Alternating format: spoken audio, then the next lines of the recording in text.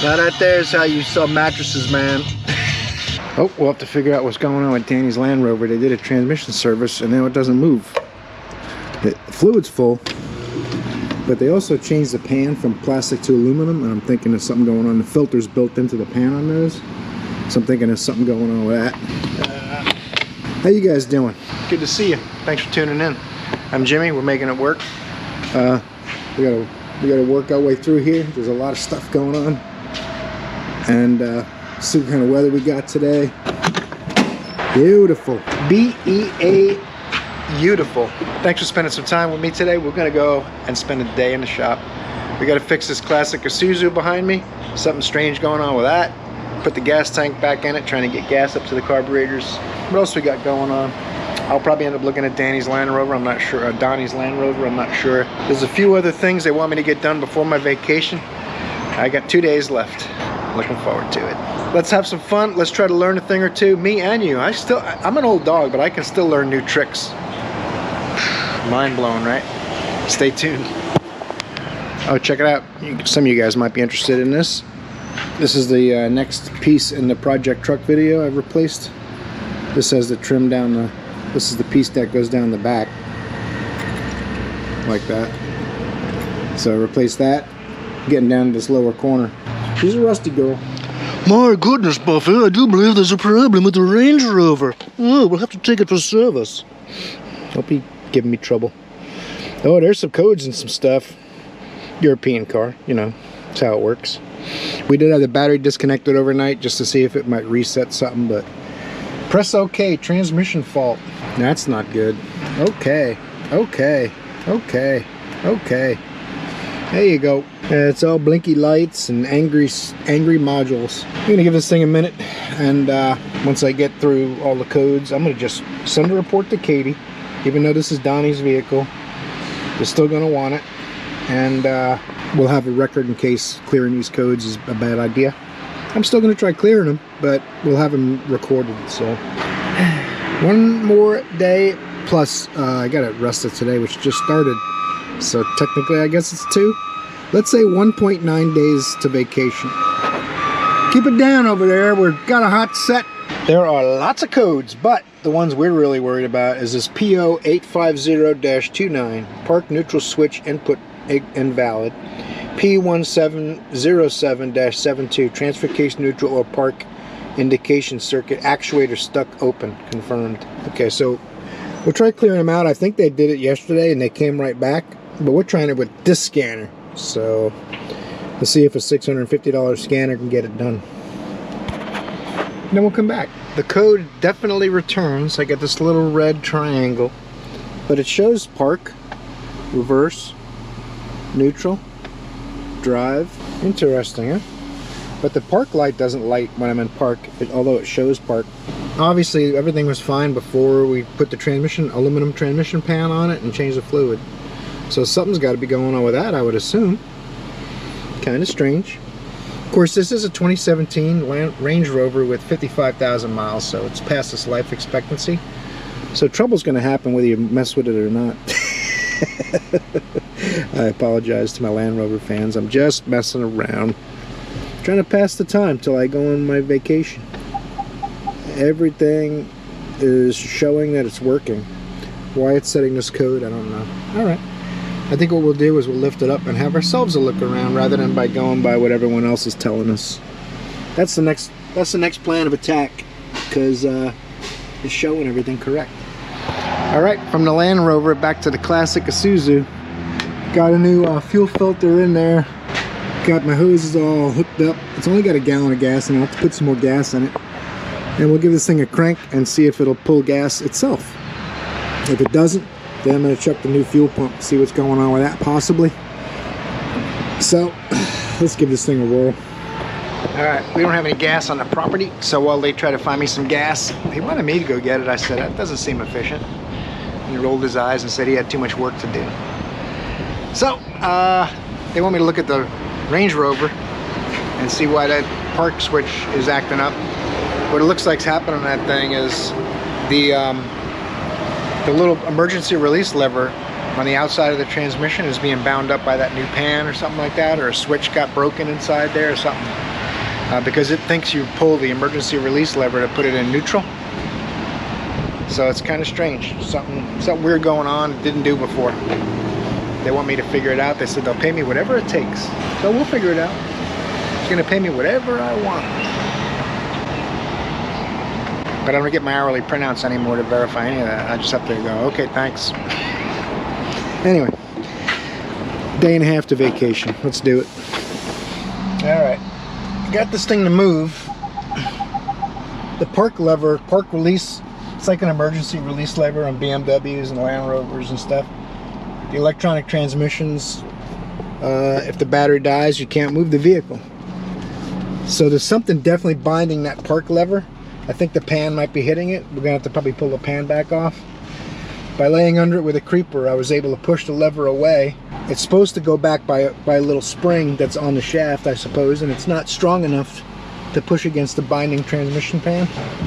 We're gonna drop the pan back off of this thing. It's still setting the code, but at least it lets me move it now that I put the park lever all the way forward. I'm gonna see if I can clear the code again real quick before we drop the pan off of it, but I can feel the lever binding up. It's supposed to be pretty easy to move.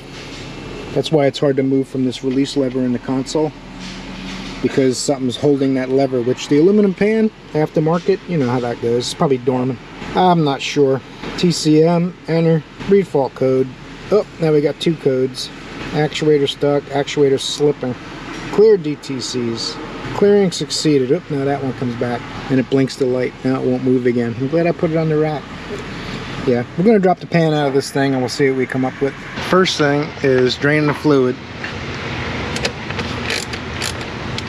And then we're gonna find out, this is the little lever. Even when I pushed it back so it would be in park, and when I moved the vehicle, the lever was pulled again and it reset the code. So I don't know if there's a motor inside the transmission that does it. The cable, I think, only goes to the center console, so something's going on inside there. And we'll pull the pan down and see.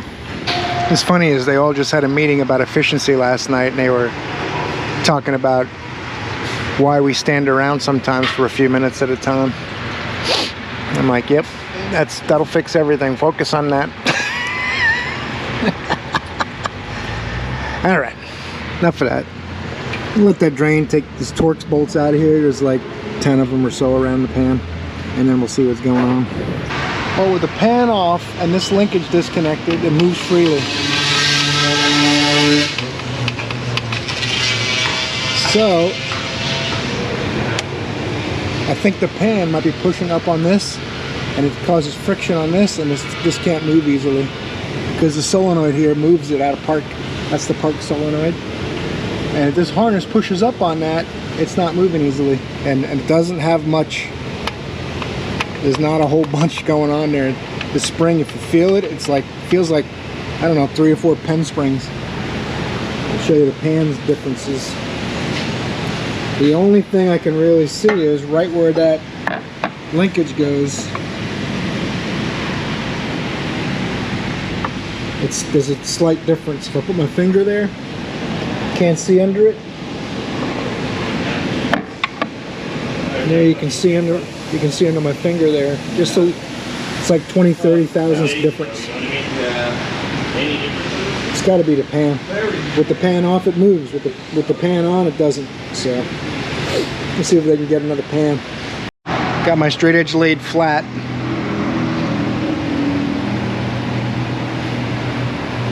See the height right there. If I go by the factory one,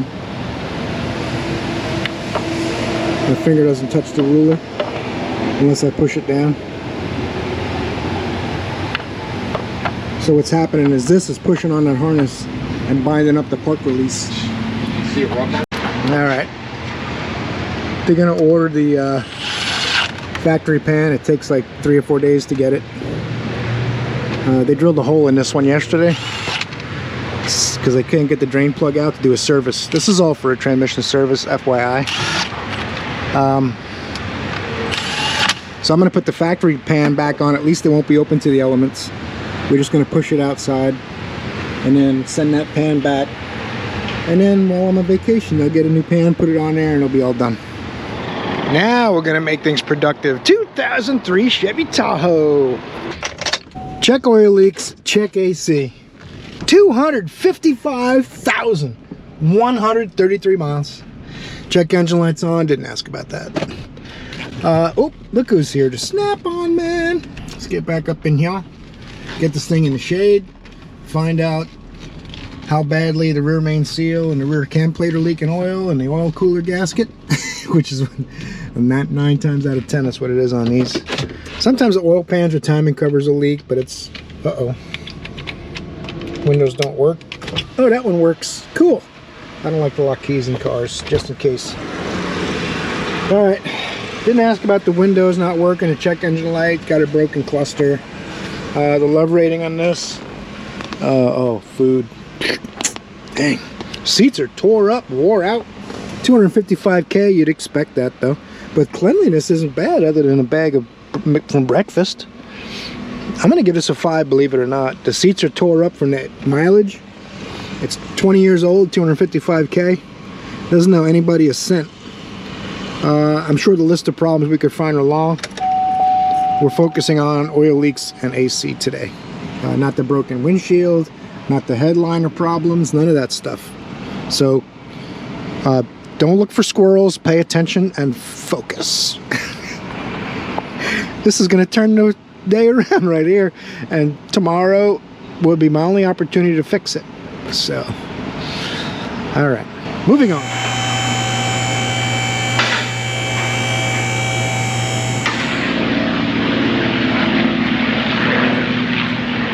The P-51s are out today. I heard them, but I got here too late. I tried to catch, there's a Kissimmee Airport back here. The P-51 Mustangs and a bunch of other early vintage planes fly out of there. I'll try to catch them a little better. Sometimes the GoPro won't turn on right when I grab it, so I miss them most of the time. But this thing's got a wicked leak under the belt housing. Fluid's literally dripping right out of here, so you can see it on the ground. So we know where we're headed with this one.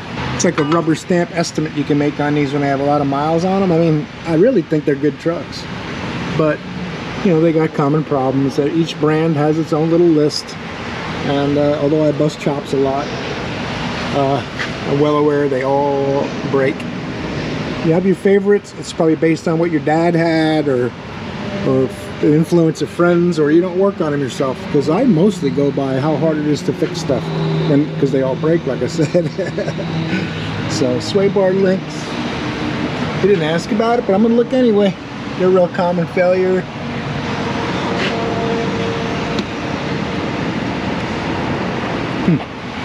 Okay, he's definitely got a cam plate, rear main seal type thing going on. You can see it's all coming back here. I'm gonna start it up and see how bad this is leaking. It's not gonna make oil travel up. I can see the bell housing's all wet, so that might be leaking as well as that, and it's 5 minutes to change that out. So, all right, and you see the oil over here. That wouldn't come from there and go up the bell housing. Oil doesn't travel up. Maybe it'll seep and be damp above it a little, but it'll never have oil drips higher than where the leak is. So, all right, let's look at the AC real quick. I'll give these tires a shake and check the towel rod ends while it's in the air, and then we'll look at the AC. Oh, you know what time it is. Time to cruise the Snap-on catalog and see what we got. They do have great freaking scanners, I gotta say, but ridiculously expensive, and now they want you to have a subscription. It's like $100, $129 a month, something like that, and it's per year. You pay monthly for the yearly subscription. Let's see what we got in here. Oh, there's no prices. That's kind of, oh, this is $65 for the carbide scrapers. I bought mine, my carbide scrapers. There it is. I bought mine Titan, $15. So, okay, enough of that. Let's see what else they got. I'm sure there's quite a few cool things to buy. Ooh, snap ring plier set, $472.50. Let me show you mine. I bought mine from JDT Co. They're Lang, $99. So, and there's more than 12, I would guess. That's all right. That's all right. I'm sure there's a good deal in here somewhere. Just got to keep looking. Oh, reciprocating saw, battery powered, 18 volts. That's pretty. Oh, $749.95. Not bad. Not bad. You got the micro version, the smaller blades and stuff for $602. The air version's $442. They got some. These are little cut-off wheels. You could put a screwdriver handle attachment in it to get more leverage and stuff. Actually, it's a super handy little tool, but it is $480. You know, they're all in the 300s, 400 range. So, lug nut tool. This is the Blue Point, $245. I have what I believe is a Lyle version of that, which is like $75. But don't let me stop you. If your Snap-on guy is good to you, jump on it. Extended reach 3/8 ratchet, $557. The short one is $524. Quite a bit cheaper. Air ratchet, $450. I always loved my Snap-on air ratchet I used to have. The only problem I had, the body would turn, so I'd have to put it in a vise and crank it tight again every once in a while, every 6 months or so. But it was a good ratchet. Headlight, $102. I don't use my head. Oh, there's no price on the balancer. I have a headlight. I don't use it very often though. I use it mostly if I'm going to be going in a dash. This is the Odelphi, I believe it's called. Good little light, but I think it was 29 bucks, something like that. There you go.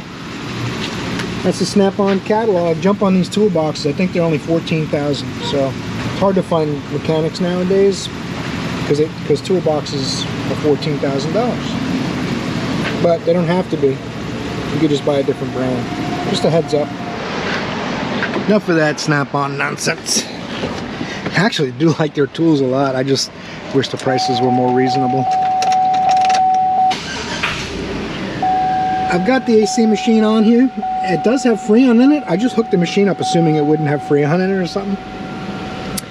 So now I'm in the mindset that maybe he just wants the AC checked and it works. I don't know. So what I'm going to do is see how it works. Compressor just turned on. I don't know if you can see the gauges out there. The left side's not coming down very much, but it is coming down. We'll give it a minute. Maybe we'll take a walk outside so I don't have to try to crop that in. It'd be a little tiny.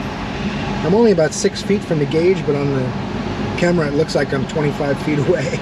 Let's walk over to it and see what it does in a minute. It's kind of weird he wanted the AC looked at. It's the only thing that works good. Alright, let me put my estimates together and disconnect this machine. This here cream pup from a couple of days ago. We're going to do all the motor mounts, the hub bearings, the one axle, and stabilizer links. I would have never guessed that, see? Let's do it. We drive that white Tahoe with the AC issues and all. I just got off the phone with the guy. And he said that when you're driving it. Get to these mounts, you got to take the battery tray and the air box out. So I'm going to soak the battery tray bolts for a while with the old Deep Creep. Way better than WD-40. Did I mention that already? And I'll take the air box out now while that soaks a little bit. I'll try not to break those bolts, although they don't look too bad. They'll probably come right out. Be a little cautious. Air box should just be a clamp, a connector, and a couple of tens. Let's see the one. I thought these had two. I'll give it a tug, see what happens. There you go. One bolt and one popper doodle. Now you get your cruise control out of your way. And I might have to lower this transmission, or this bracket might come off. It's been a while since I've done one of these. I don't remember. You know what though? We'll figure it out. We'll make it work.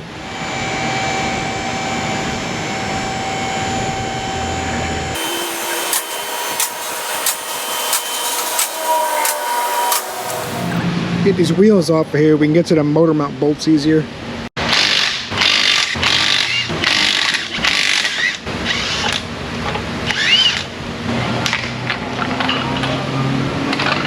It's a little bit of a tight squeeze. I'll make do whatever room I'm given. I'll work it out. Now these cotter pins you probably can't reuse. These are stiff and they usually break. But what they do is they're sneaky. They'll break when you're trying to bend them back again. I think I'll go ahead and splurge for some new cotter pins on this one. Not only because of the influence of other YouTube channels, just because it's the right thing to do, I think. That's got fucking some rust in it, right? Yeah.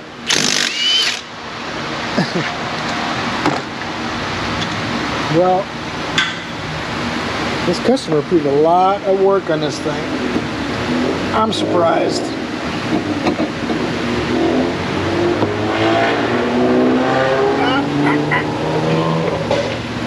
Alright, that one works. That's the toolbox.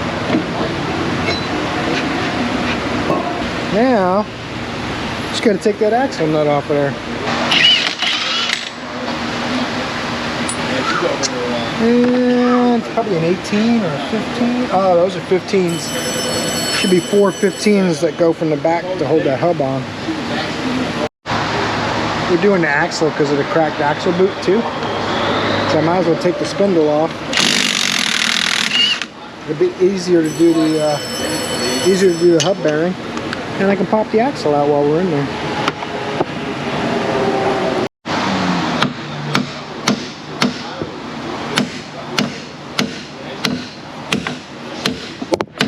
Oh, sorry, I didn't mean to hit you guys. Are you alright? You alright? Alright, you'll be good. You're not bleeding, it's okay. You're okay.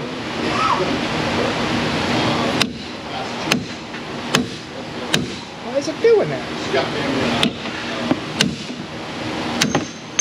Got it. Loaded truck.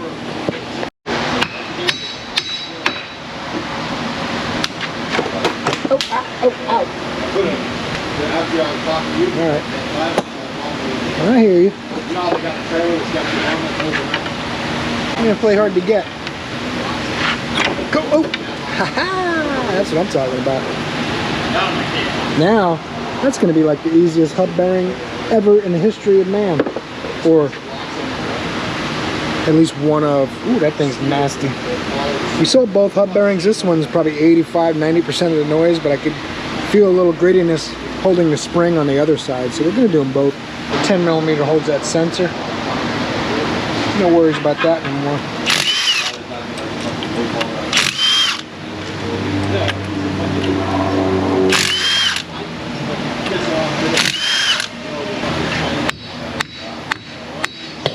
Ta-da!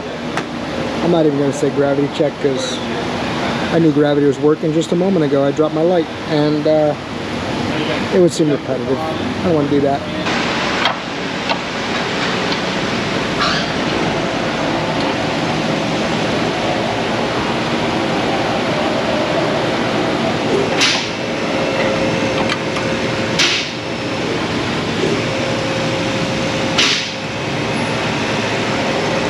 I made a mark where the center of the bolts is.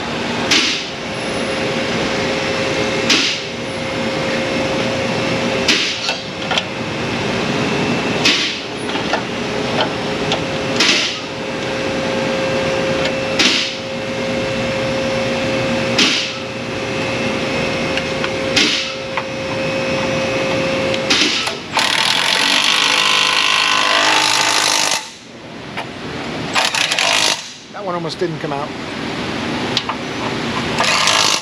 I put a little anti-seize on it and some deep creep.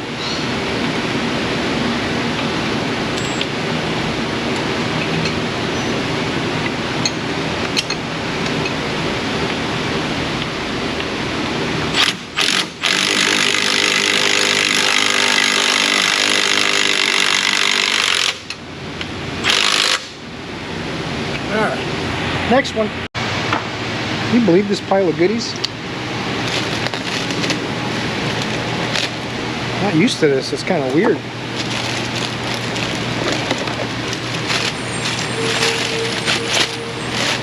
Man, it even looks like the right stuff. Wow. Efficiency through the roof. Might as well pop an axle in here at this point.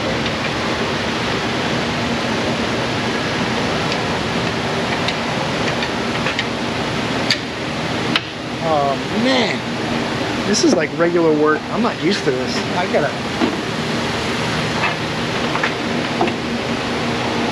shouldn't be bragging too much. Something's gonna happen.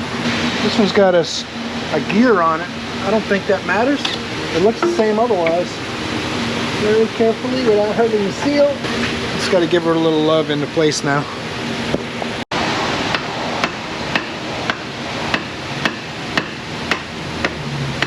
There you go.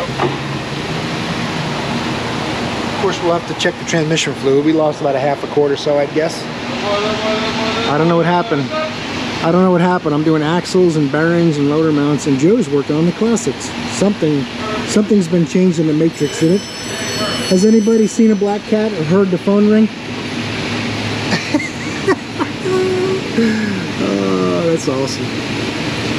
The car was just restored, but needs an alignment already. I guess if it needed carburetors and coils and stuff, it needs an alignment. Oh, you know what too? These hub bearings. They're made in Thailand. That's where Paul's mom's from. How do you like that? Now I know why I got them. Special favors. That's just a joke.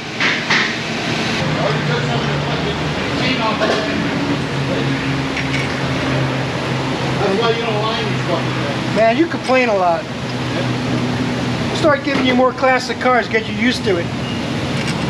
Well, you're not bitching enough, Jimmy. It's the reason why we have it. Is that the problem? Yeah. When I get back from vacation, things are going to be different. Yeah. You gotta like, what do you throw? I'm going to lay into them every time they give me a car older than 1999 or 2015 or something. I don't know. And maybe they'll stop giving them to us. I doubt it. Maybe. You know, Joe, it's all in the name of improved efficiency.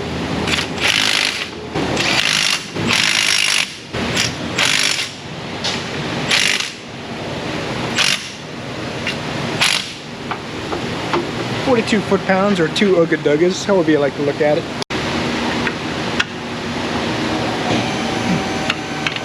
Come on now.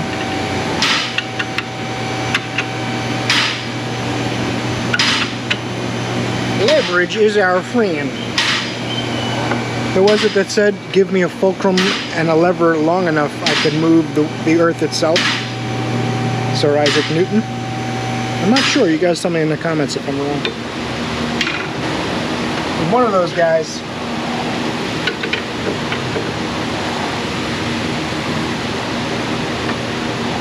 I don't want to hurt the sensor, but I do want to straighten out this hole I got here. Oh, there you go.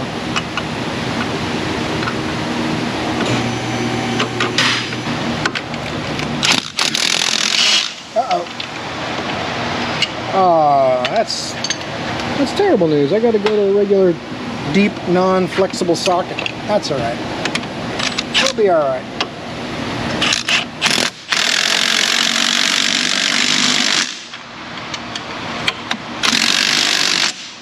Look at that. Starting to get that new car smell, and I'm only about halfway done. I'll tell you guys how much I love overlapping labor. This is 3 Ooga-Doogas for these. I mean, seriously, you got to torque that. I think it's 147 foot-pounds, but I'm going to have to verify that. Now it's safe to put the sensor in. No damage will be done. I guess the longer bolt, the shorter one goes on the bracket at the top.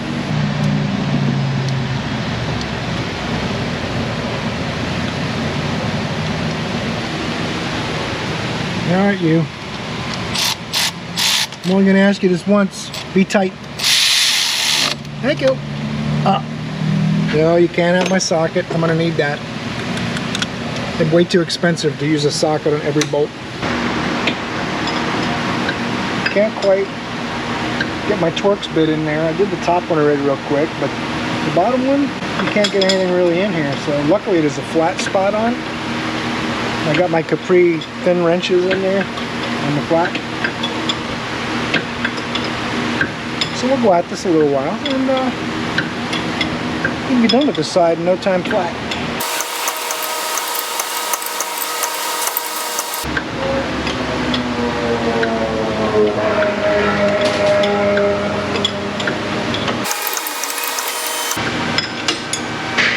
Alright now, that's about enough. Let's go. Let's do this.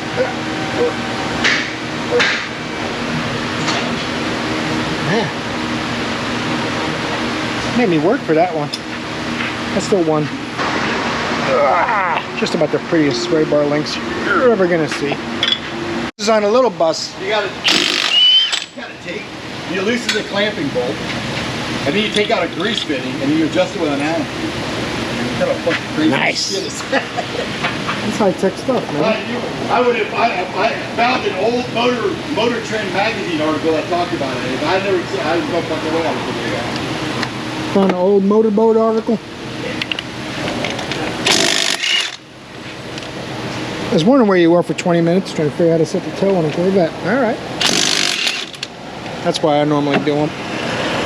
Because it'd have been done already. All right. Let's go ahead and get this hooked up so we can hook it up.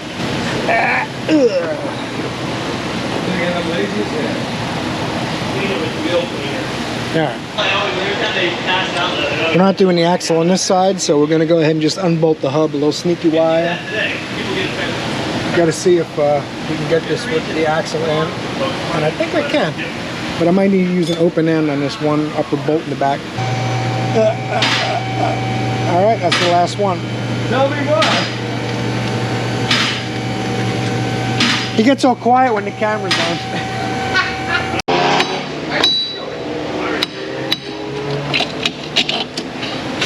I'm sorry if you're from above the Rust Belt. My bad.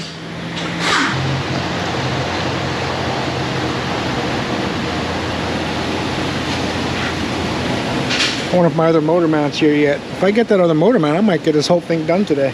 I'm not sure. I gotta do an evac and recharge on the AC too, so maybe not. Hub's in, basically one more sway bar link and put the brakes on. And the bearings and the sway bar links and the axle, that's all done. I did the one motor mount, so I just gotta do the two other motor mounts, evac and recharge, really. I should stop talking about it and get to work.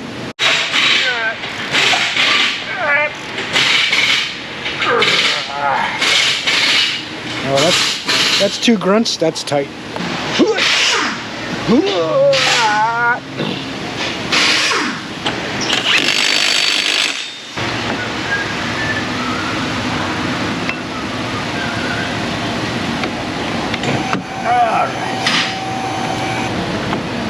All right, where are you at?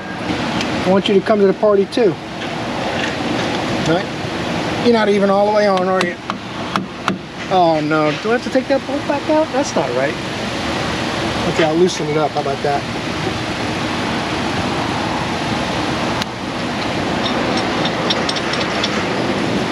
There you go. Just take the lug nut off the rotor and it goes right on. What's the big deal? Must have been leveraging it. We're back on the fulcrum thing again. Once is enough.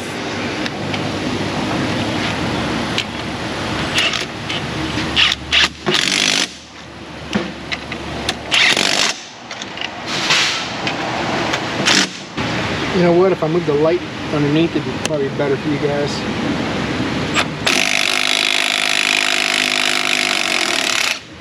Now, of course, as my regular viewers know, you loosen a nut first, right? And then you save it too, because the nuts that come with these things are junk. All right, you, don't be turning, will you?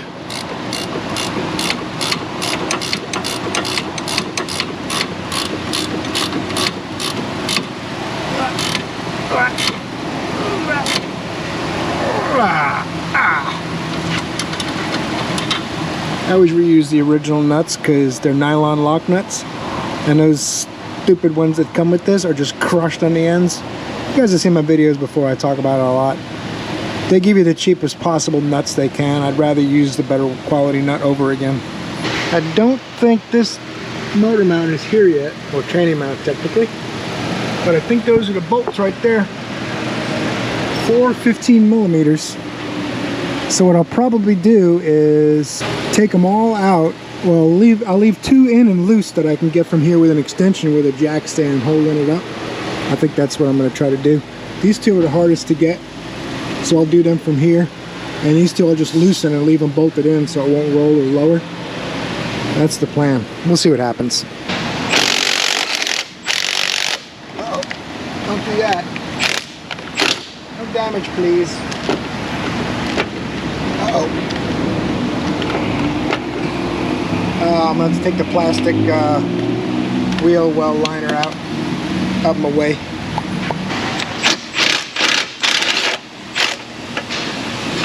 Aha. it's gonna happen one way or another. You can give me a hard time. That's all right. I'm not on vacation. I don't care. One more. I just want to loosen this one. I took 3 of the 4 out. I don't know. I feel like taking a risk.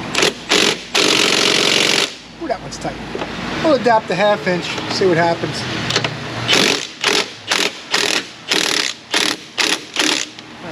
That's as far as I want to go till I got a jack stand under it. I got my jack stand underneath there. So what I like to do is, since these bolts go down to the frame, the mount can come up. It's not going to go down when I loosen them. So I just go ahead and take these out. Nothing, it's not going to go anywhere. If I loosen the other ones, the motor drops, because those bolts hold it up from underneath. But if I take these out first, when I lower it down on the jacks, I won't bend the oil pan or any of that silly stuff. It'll just raise the mount off the frame, and then I'll know I can loosen these without the motor dropping, right? So I got the jack stand under there. Let's drop the car about 2 inches and 1.5 inches, see what happens.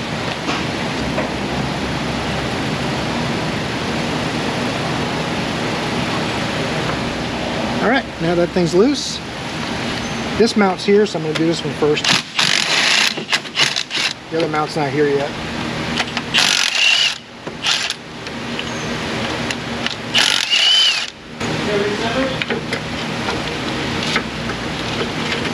Man, I can get used to all this real regular work stuff. This is nice. Doing something that's from the 21st century. That's really cool. Sadly, it comes with a ground cable, but it wasn't bent like that, and I tried to bend it and it broke. So the new ground cable it came with is no bueno. So we got the old one off though, so it's alright. This one fits on like it's supposed to.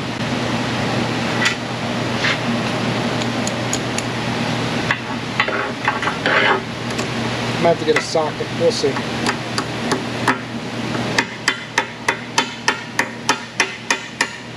Always remember the right tool for the job.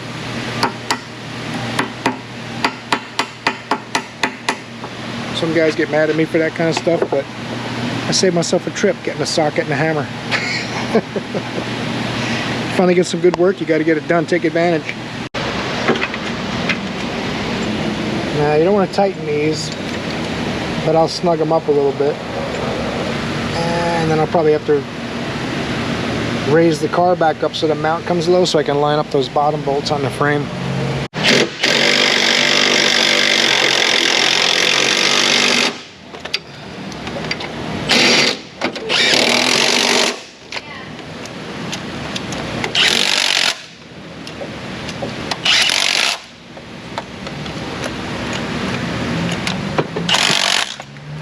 Let's go see if that other mount's here.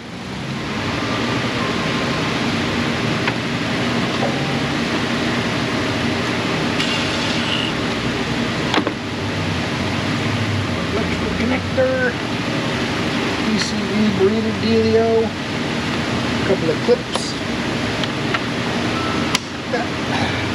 Mount's not here yet. Let's go check again.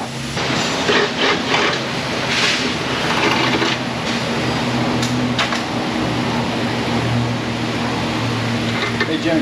Yeah. Hey. Mr. Staska. How you doing? How you doing? That's the more important thing. Alright. Same theory on this side, but the bolts are harder to get to. I think I got one more bolt that thing's hidden under the shifter cable. Oh, that did something. That did something. Ah.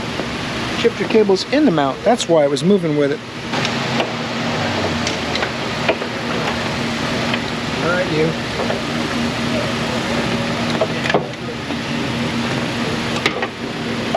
That's why that mount's a little harder to get. Not really as bad as I thought it would be. It is, the rubber is delaminating from the aluminum, but I thought it'd be sagged a lot more.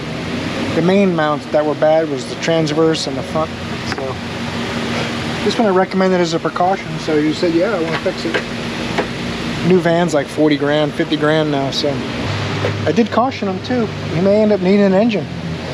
He's like, okay, I'm just let me know if I need to put one in. I'll put one in. He said he's going to drive it until he lets go. So we already changed the oil, if you remember, the other day, yesterday or the day before, I guess. But now I'm going to check for a third time if the mount's here. All right, I just got the mount. They're trying to close up the shop now, man. That's not right. Trying to get this mount in tonight at least. Bolts in the bottom. At least get them threaded in. Oh yeah, we're headed for new car status. Trust me. The tricky bolt goes from the wheel well under that plastic liner, through the subframe, through this bracket, through the mount, and through the threaded insert on the outside of the bracket.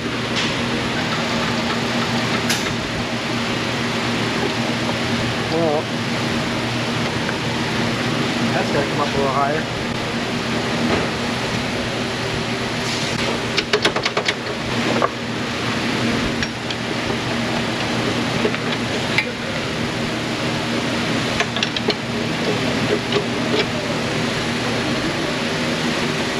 Couple things to line up here before you can start tightening anything. That's the hard part. Right here.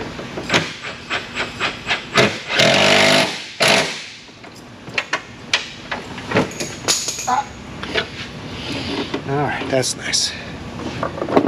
That is nice. I didn't want to worry about it sitting in a jack stand all night tonight. I'll do the gearbox tomorrow, but I'm going to lift it up and do the bolts on the side of the transmission tonight.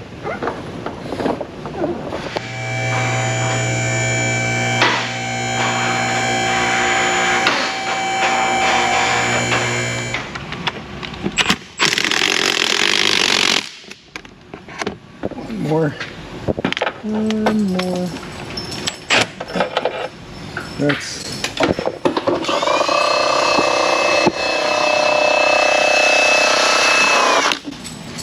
like magic. Got to turn this in a little bit so my socket will fit between the frame rail and the bolt.